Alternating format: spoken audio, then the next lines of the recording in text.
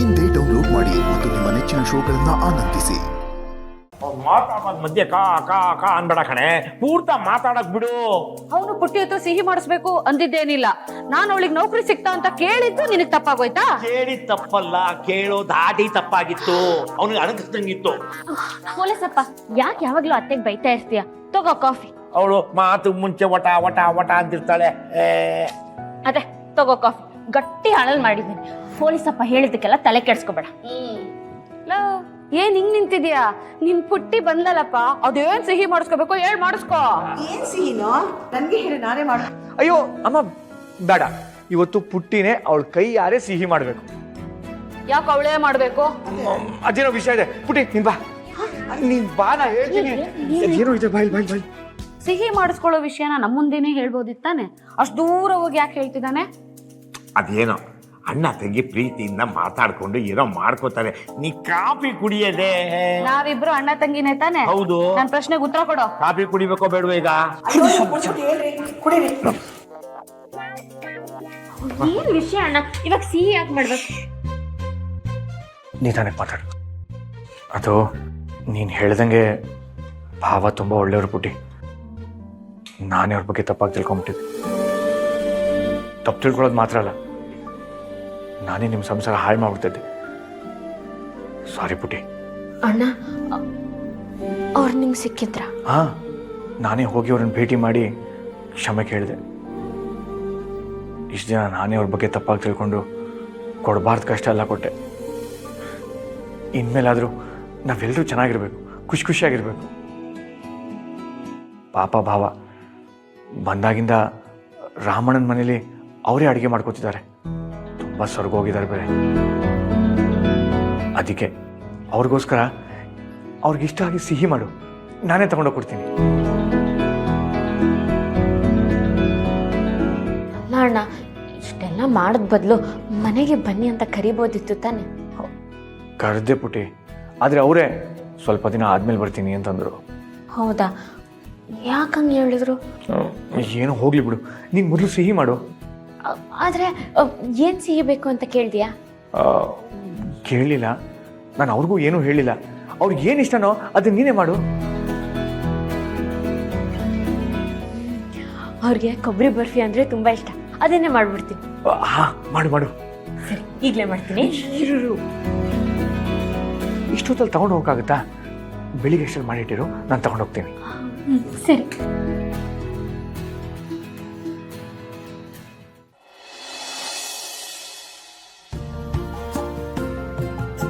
ಪುಟ್ಟಿ ಲೇಟ್ ಆಗ್ತದೆ. ಆಯ್ತಾ? ಬೇಗ ಪುಟ್ಟಿ. ಬಂದ ಇರು. ತಗೋ. ಹಾಂ, ಫುಲ್ ಹಾಕಿದ್ಯಾ ತಾನೆ? ಹಾಂ, ಅಲ್ಲ, ಯಾಕೆ ಎಷ್ಟು ಅರ್ಜೆಂಟ್ ಮಾಡ್ತಿದ್ಯಾ? ಒಳ್ಳೆ ಕೆಲಸಕ್ಕೆ ಲೇಟ್ ಮಾಡಬಾರ್ದಂತೆ, ಅದಕ್ಕೆ. ಏನು ಅದು? ಏನದು ಬಾಕ್ಸ್ ಅಲ್ಲಿ? ಏನಿಲ್ಲಮ್ಮ, ನಿನ್ಗೆ ಆಮೇಲೆ ಬಂದು ಹೇಳ್ತೀನಿ. ನಾನು ಸ್ವಲ್ಪ ಅರ್ಜೆಂಟ್ ಇದ್ದೀನಿ. ಪುಟ್ಟಿ ಬರ್ತೀನಮ್ಮ. ಎಲ್ಗೋ ಹೋದ್ನಮ್ಮ ಅವನು? ಅದಾ ಹಸ್ಬೆಂಡಿರೋ ಮನೆಗೆ. ಹೌದಾ? ಹ್ಞೂ ಅಮ್ಮ. ಅಣ್ಣ ಹಸ್ಬೆಂಡ್ ಬಗ್ಗೆ ತಪ್ಪು ತಿಳ್ಕೊಂಡಿದ್ದ. ಅವರು ಆಗಿರೋದ್ ಬಗ್ಗೆ ಎಲ್ಲ ಮಾತಾಡಿ ಬಗೆಹರಿಸ್ಕೊಳಕ್ಕೆ ಅಲ್ಲಿಂದ ಬಂದಿದ್ರು. ಆದರೆ ಅಣ್ಣ ಅವ್ರನ್ನ ನನ್ನ ಭೇಟಿ ಆಗೋಕ್ಕೆ ಬಿಡಲಿಲ್ಲ. ಅಷ್ಟೇ ಅಲ್ಲ, ಇಲ್ಲೇ ಇದ್ದು ಕೆಲಸ ಮಾಡಿ ತೋರಿಸಿ ಅಂತ ಬೇರೆ ಹೇಳಿದ್ದಾರೆ. ಅದಕ್ಕೆ ಪಾಪ ಅವರು ನನಗೋಸ್ಕರ ಏನೇನೋ ಕೆಲಸ ಮಾಡಿಕೊಂಡು ಇಲ್ಲಿದ್ದಾರೆ. ಆದರೆ ಮೊನ್ನೆ ಅವ್ರನ್ನ ಭೇಟಿ ಮಾಡಿದ್ದೆ. ಆಗ ಮಾತಾಡ್ಬಿಟ್ಟು ಅವ್ರದ್ದೇನೂ ತಪ್ಪಿರಲಿಲ್ಲ, ನಾನೇ ತಪ್ಪು ತಿಳ್ಕೊಂಡಿದ್ದೆ ಅಂತ ಗೊತ್ತಾಯ್ತು. ಇದನ್ನೆಲ್ಲ ನಾನು ಅಣ್ಣಂಗೂ ಹೇಳಿದೆ, ಅವನಿಗೂ ಅರ್ಥ ಆಯ್ತು. ಸರಿಮ್ಮ, ದೇವ್ರ ದಯೆ. ಸದ್ಯ ನೀನು ಅಳಿಯಂದ್ರು ಒಂದಾದ್ರಲ್ಲ, ಅಷ್ಟು ಸಾಕು. ಸರಿ, ಮತ್ತೆ ಅಳಿಯಂದ್ರಿನ ಮನೆ ಕರಿಬೇಕು ತಾನೇ ನೀನು? ಈಗ ತಾನೇ ಸಂಬಂಧ ಸರಿ ಹೋಗಿದೆ ಅಮ್ಮ. ಪ್ರೀತಿ ಅಂದರೆ ಏನು ಅಂತ ನಾವಿಬ್ರು ಅರ್ಥ ಮಾಡ್ಕೊಳ್ಳೋಕೆ ಪ್ರಯತ್ನ ಪಡ್ತಿದ್ದೀವಿ. ಒಂದು ಸ್ವಲ್ಪ ದಿವಸ ಬಿಟ್ಟು ಅವರೇ ಬರ್ತಾರೆ. ಮಗಳೇ, ಅಳಿಯಂದ್ರೆ ಈ ಊರಲ್ಲಿದ್ದು ಮನೆಗೆ ಬರಲಿಲ್ಲ ಅಂದರೆ ಏನು ಚೆನ್ನಾಗಿರುತ್ತೆ ಹೇಳು? ಆದಷ್ಟು ಬೇಗ ಅವ್ರ ಮನೆಗೆ ಬರೋ ಹಾಗಾಗಲಿ.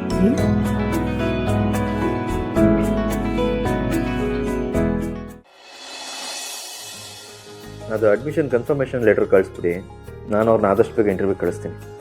ಹಾಂ, ಓಕೆ, ಥ್ಯಾಂಕ್ ಯು. ಭಾವಾ? ನರಸಿಂಹ,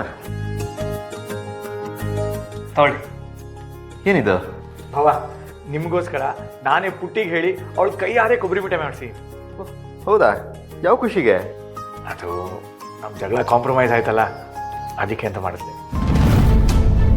ಅಂದರೆ ಲಂಚ ಕೊಟ್ಟು ನನ್ನ ಮನ್ಸು ಕರಗಿಸ್ಬೇಕು ಅನ್ಕೊಂಡಿದ್ದೀರಾ?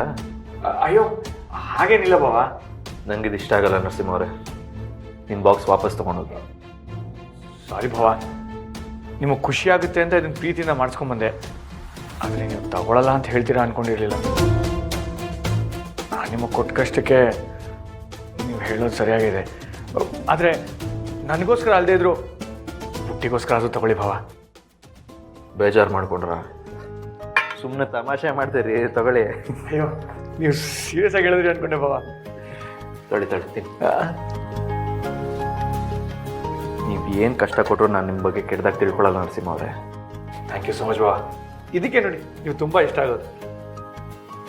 ನಾನು ನಿಮಗೆ ಸ್ವೀಟ್ ತಿನ್ನಿಸ್ತೀನಿ. ತಗೊಳ್ಳಿ.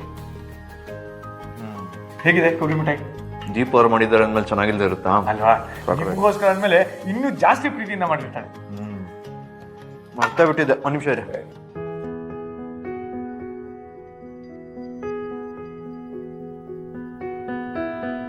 ತೊಳಿ. ಏನು ಭಾವ ಇದು? ನೀವು ಓದಿ ಡಿಗ್ರಿ ಕಂಪ್ಲೀಟ್ ಮಾಡಿ ಗ್ರ್ಯಾಜುಯೇಟ್ ಆಗಲಿ ಅಂತ. ಅಯ್ಯೋ, ಈಗೆಲ್ಲ ಓದಕ್ಕಾಗುತ್ತಾ ಭಾವ? ಪ್ರಯತ್ನ ಪಡದೆ ಪರಮೇಶ್ವರನ ಹತ್ರ ಹೋಗಿ ನನ್ನ ಜೀವನ ಯಾಕಪ್ಪ ಹಿಂಗಾಯ್ತು ಅಂತ ಕೇಳಿದ್ರೆ ಅವ್ರ ಹತ್ರನೂ ಉತ್ತರ ಇರಲ್ಲ. ಅದೇನೋ ಸರಿ ಭಾವ, ಆದರೆ ಈಗ ನಾನು ಓದಬೇಕು ಅಂತ ನಿಮಗೆ ಯಾಕೆ ಅನ್ನಿಸ್ತು? ನಾನು ಅವತ್ತು ರಾತ್ರಿ ನಿಮ್ಮ ಮನೆ ಹತ್ರ ದೀಪ ಅವ್ರು ನೋಡೋಕ್ಕೆ ಅಂತ ಬಂದಾಗ ನೀವು ನಿಮ್ಮ ಫ್ರೆಂಡ್ ಹತ್ರ ಮಾತಾಡ್ತಿದ್ರಿ. ಹಾಗೆ ಹೇಳಿದ್ರಿ ಮಾವ ನಿಮಗೋಸ್ಕರ ಜೀವ ಕೊಡಕ್ಕೆ ಮುಂದಾಗಿದ್ರು ಅಂತ. ಅದು ನಾನು ಕೇಳಿಸ್ಕೊಂಡೆ. ಅವ್ರು ಮಾಡಿದ್ದು ದೊಡ್ಡ ತಪ್ಪು. ಆದರೆ ಅವ್ರು ಯಾಕೆ ಹಾಗೆ ಮಾಡಿದ್ರು ಹೇಳಿ? ನಿಮಗೂ ಒಂದು ಒಳ್ಳೆ ಕೆಲಸ ಸಿಗಲಿ, ನೀವು ನಿಮ್ಮ ಕಾಲ ಮೇಲೆ ನೀವು ನಿಂತ್ಕೊಳ್ಳೋ ಹಾಗಾಗಲಿ ಅಂತ. ಅದಕ್ಕೆ ಇದನ್ನೆಲ್ಲ ತರಿಸಿದ್ದೀನಿ. ನೀವೀಗ ಪ್ರೀತಿಲಿ ಸೋತಿದ್ದೀರಾ, ಓದು ತಲೆಗೆ ಹತ್ತಲ್ಲ, ಇವೆಲ್ಲ ಕಾರಣಗಳು ಬಿಟ್ಟು ಚೆನ್ನಾಗಿ ಓದಿ ಮಾವಂಗೆ ಒಳ್ಳೆ ಹೆಸರು ತರಬೇಕು.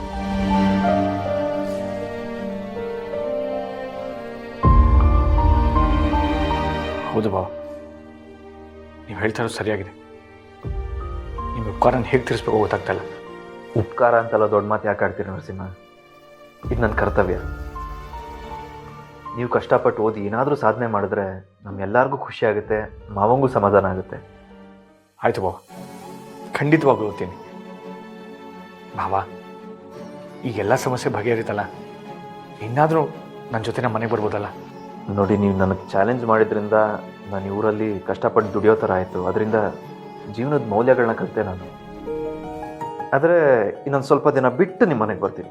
ಈಗಲೇ ಬನ್ನಿ ಅಂತ ಒತ್ತಾಯ ಮಾಡಬೇಡಿ. ಸರಿ ಭಾವ, ನನ್ನ ಕೈಲಾದ ಮಟ್ಟಿಗೆ ಕಷ್ಟಪಟ್ಟು ಓದ್ತೀನಿ. All the best. ಇವತ್ತಿಂದನೇ ಓದಕ್ಕೆ ಶುರು ಮಾಡಿ. ಖಂಡಿತ, ನಾನು ಬರ್ತೀನಿ. ಸರಿ.